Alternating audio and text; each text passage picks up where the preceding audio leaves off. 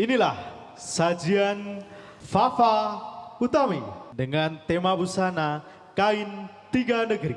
Selamat menyaksikan. Assalamualaikum warahmatullahi wabarakatuh.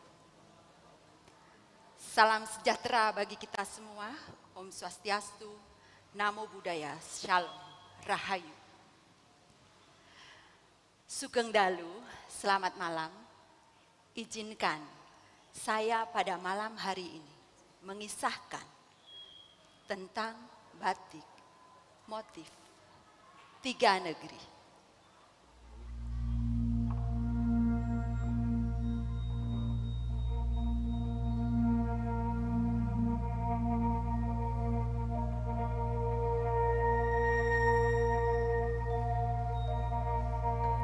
Batik motif tiga negeri, kisah tentang toleransi dan keberagaman.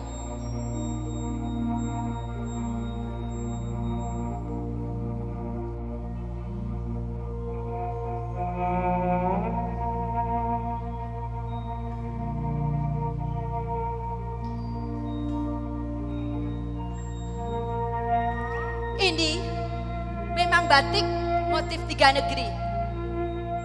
Ya, benar. Ini batik motif tiga negeri.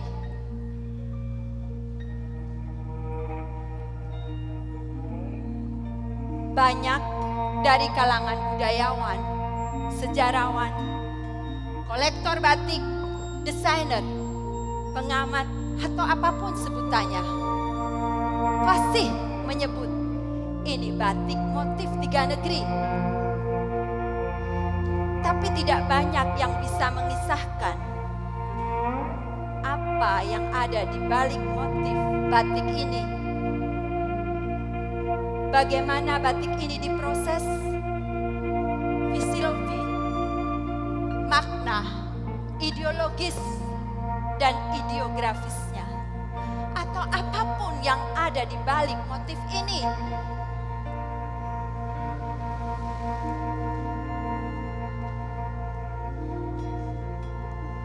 Kenapa mesti batik motif tiga negeri?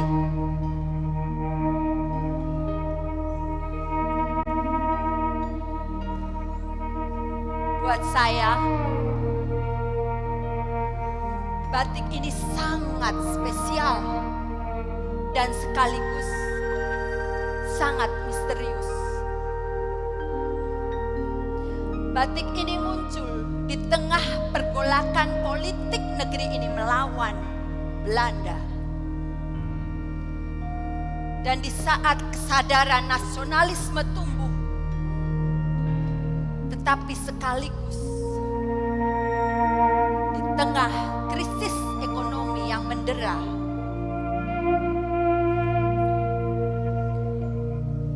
dalam hasanah perjalanan batik di negeri ini,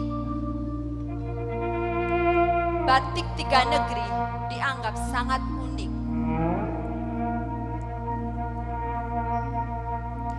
Desainnya dan motifnya termasuk di dalam batik gaya pesisiran. Tetapi terkandung juga batik motif pedalaman. Ada sidomukti, motif parang, kawung, dan masih banyak lagi. Bahkan motif-motif larangan.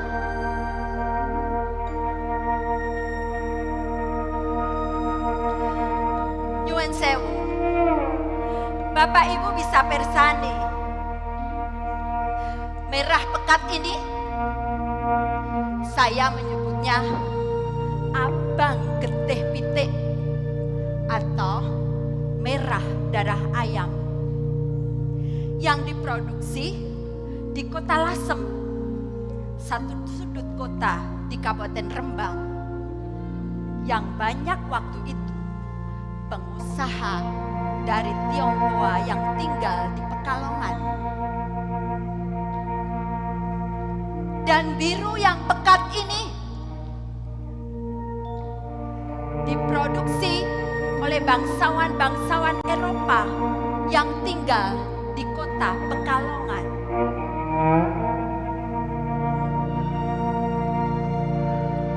Dan slogan yang sangat istimewa ini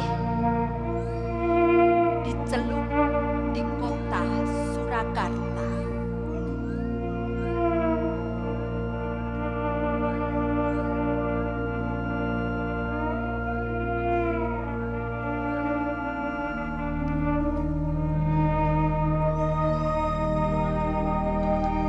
Herman van Duelsen dalam bukunya Batik Belanda, Dutch Influence Batik in Java, Histories and Stories, menyebutkan bahwa sarung-sarung tiga negeri dan batik tiga negeri sangatlah unik. Tadi disebutkan bahwa motif ini termasuk di dalam gaya pesisiran, tetapi terdapat motif pedalaman. Pada waktu itu batik tiga negeri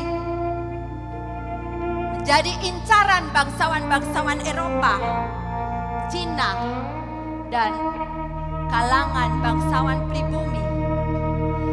Bapak Ibu bisa bayangkan berapa harga batik tiga negeri pada waktu itu. Batik tiga negeri diekspor sampai ke Singapura, Malaysia, dan sebagian Asia Tenggara.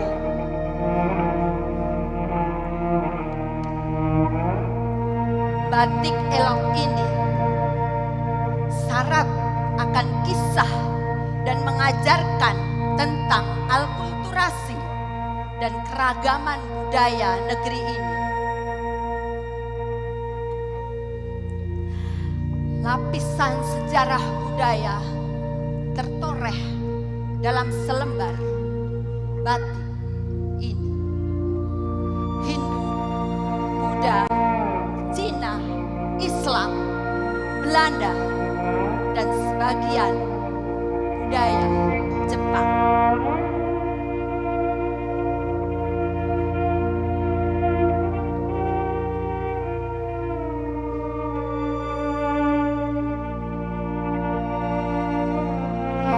Dan seniman batik di Lasem mengamini bahwa DNA batik tiga negeri diproduksi di 3 kota. 3 negeri adalah 3 kota.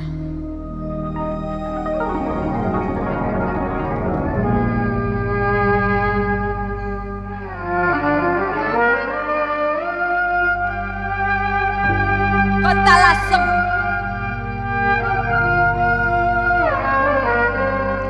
satu kota di ujung Kabupaten Rembang.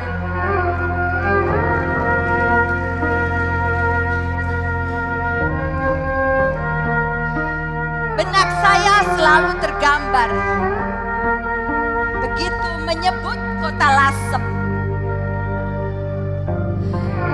Gang-gang sempit, lengkung-lengkung atap, sejumlah bangunan kelenteng,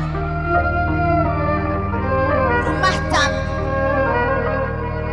omah merah, atap-atap lengkung dan ornamen pada pintu dan jendela. Pintu-pintu regol besar dengan kayu-kayu. Dan tentu saja rumah-rumah pembatikan yang sampai saat ini masih terjaga. Lasem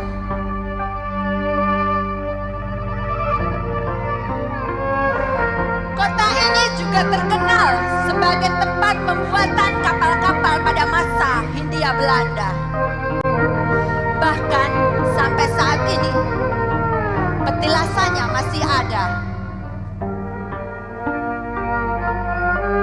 Kota yang dipimpin oleh Dewi Hindu yang pada waktu itu bergelar Brelasem, adik perempuan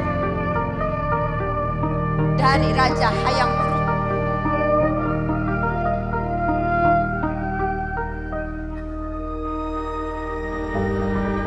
Sarung-sarung istimewa ini menjadi incaran kolektor dan bangsawan Eropa pada waktu itu.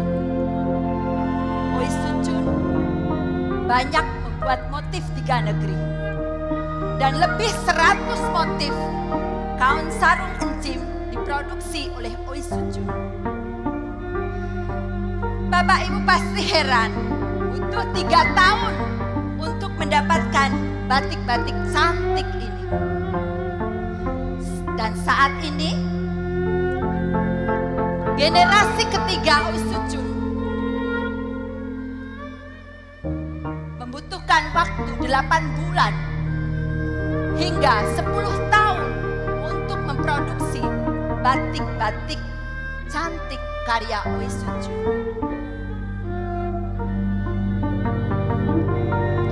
Saya harus membacakan satu catatan sejarah.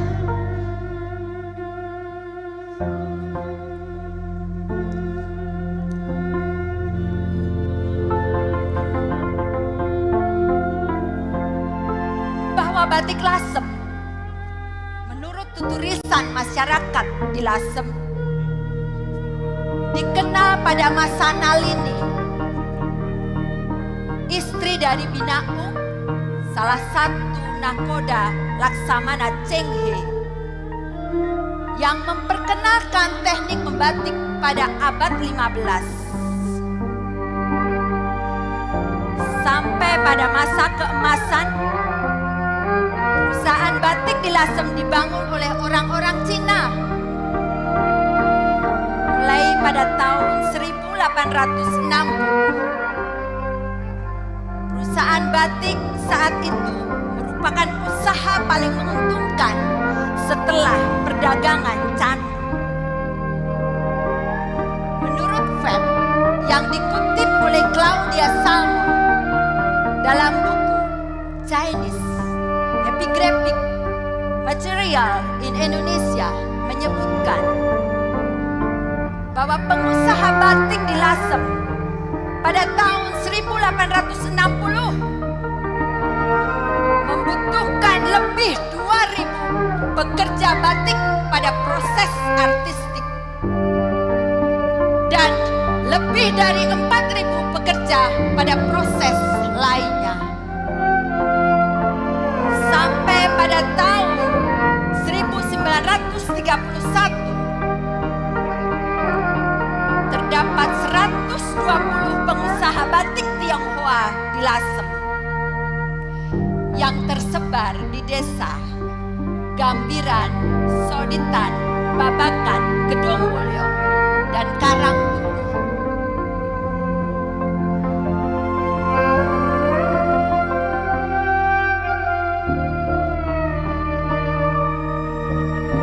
Kota kedua adalah Pekalongan.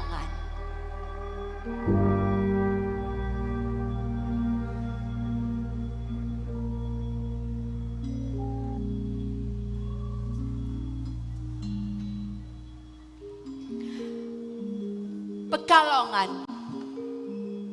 Jangan ditanya tentang sejarah pembatikan di kota Pekalongan.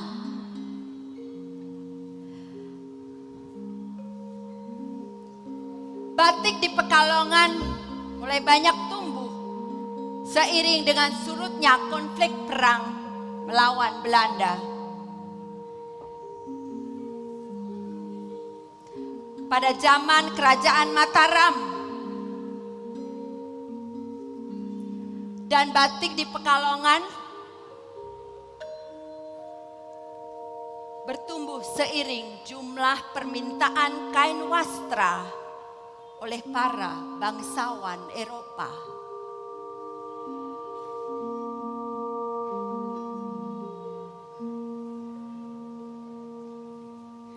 Claudia Salmon menyebutkan pada tahun 1870 beberapa perusahaan batik yang memproduksi kain-kain 3 negeri.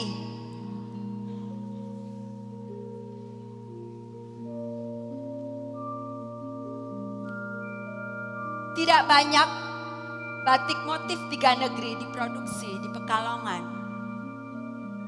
Tetapi justru sarung-sarung encim yang diproduksi oleh orang-orang Tionghoa dengan motif-motif gaya Eropa. Ada buketan, kupu-kupu, dan sebagainya.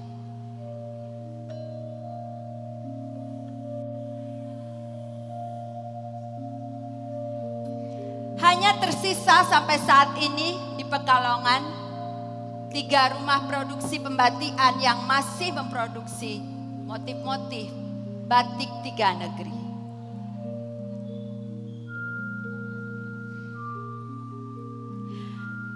Dan kota ketiga yang memproses setiap lembar batik motif 3 negeri adalah kota Surakarta.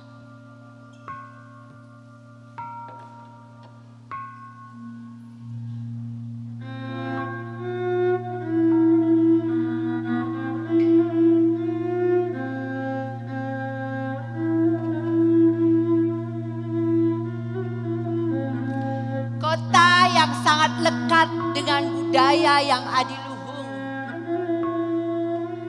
Keraton Suara Gamelan dan gemulai gerak penari serta setiap sudut kota yang menyapa ramah. Jangan ditanya lagi soal pembatikan di kota ini. Beberapa sumber menyebutkan pertumbuhan pembatikan di kota Solo dimulai sejak pada masa PB kedua. Tentunya dengan motif tradisi gaya Surakarta dan pewarnaan Sogan.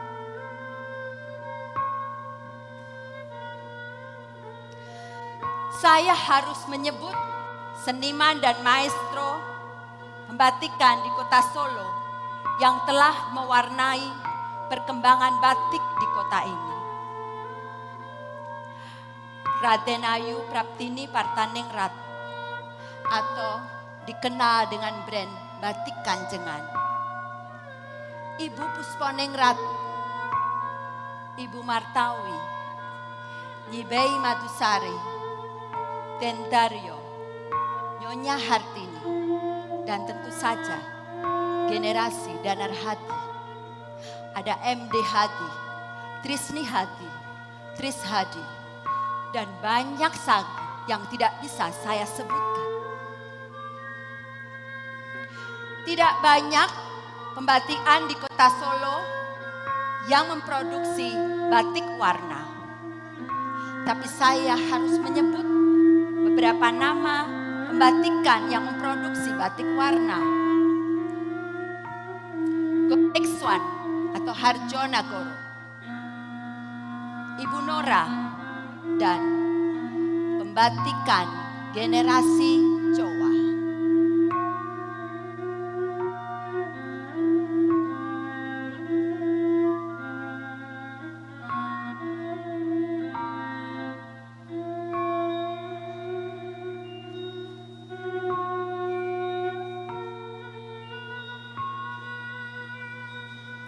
Pembatikan generasi Jawa di Surakarta mempunyai ciri khas. Ia selalu membubuhkan tanda tangan atau nama di ujung kain pada setiap lembarnya.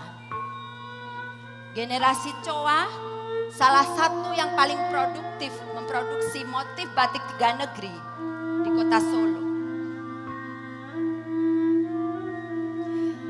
Seperti ini. Terdapat Choa Lim Huat Choa Sing Wing.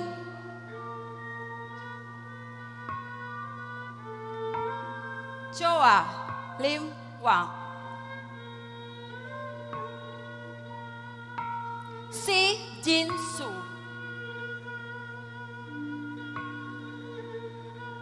Choa Siang Kuan.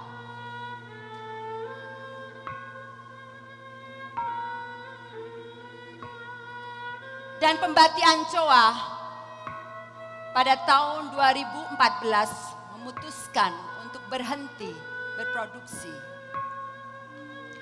Rumahnya di Sorogenen atau Jalan Insinyur Juanda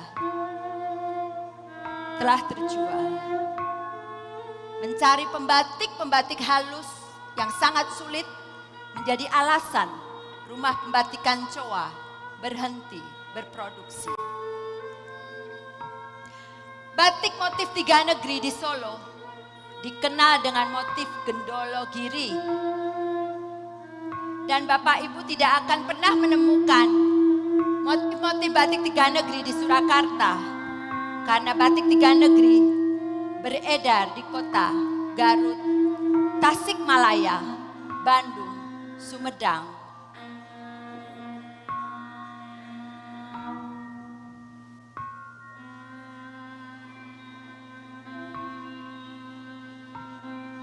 Kembali pada motif tiga negeri yang telah mengajarkan kita tentang alkulturasi dan keberagaman lewat malam yang ditorehkan canting di dalam mori. Batik ini adalah cerita tentang masa lalu negeri ini yang generasi sekarang tidak memahaminya. Melalui motif-motifnya tentang keindahan, keagungan, kemenangan dan pengharapan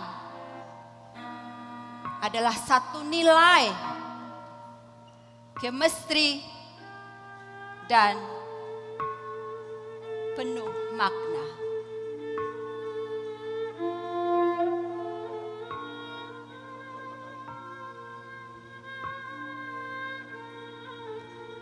Dan motif batik tiga negeri saat ini menginspirasi banyak karya-karya anak negeri.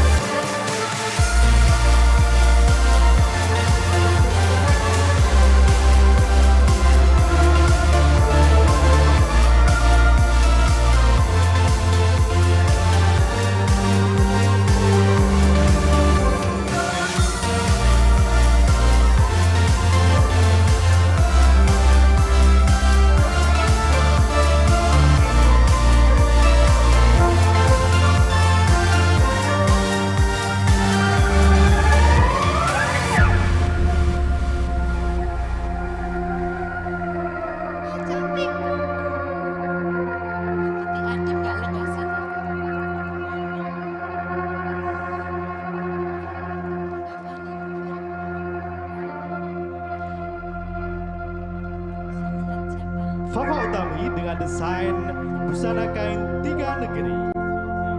Sekali lagi boleh dikasih tepuk tangannya untuk para desainer yang telah hadir untuk meramaikan acara pada malam hari ini.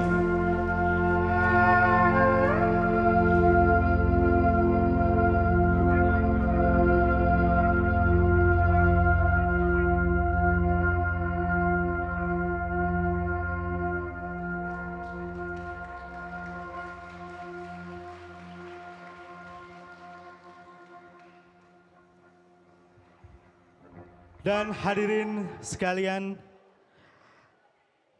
sekali lagi boleh dikasih tepuk tangannya untuk seluruh desainer yang telah menyajikan sebuah karyanya, tentunya karya-karya yang sangat luar biasa, sangat bangga bagi kita dan patut untuk selalu kita apresiasi hasil-hasil karyanya.